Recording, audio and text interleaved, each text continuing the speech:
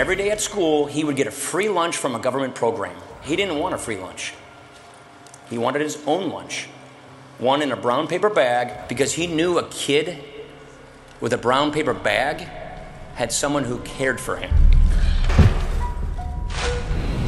This is an uber political document from Paul Ryan. Once you get past the rhetoric and actually look at the policies, it's largely the same stuff they've been proposing for the last 20 or 30 years. He attacked the child tax credit, food stamps, and low-income family health care plans. Paul Ryan wrote the plan, including large cuts in health programs, food stamps, and grants for college students. Incredibly radical on Medicare, completely taking the public current Medicare option out of the game entirely. By privatizing it and replacing it with vouchers. He also called for privatizing Social Security. Paul Ryan has suggested using private accounts to reform Social Security. Federal budget proposal drafted by Wisconsin Representative Paul Ryan would leave up to 44 million more low-income people uninsured. You got Paul Ryan out there bragging that they prevented more than 1 million people from getting unemployment insurance extension. Paul Ryan voted against the bill because it didn't cut enough from food stamps. We're coming to a country where we're getting more and more takers, not makers. More takers than makers in society, where we will have turned our safety net into a hammock. He still wants to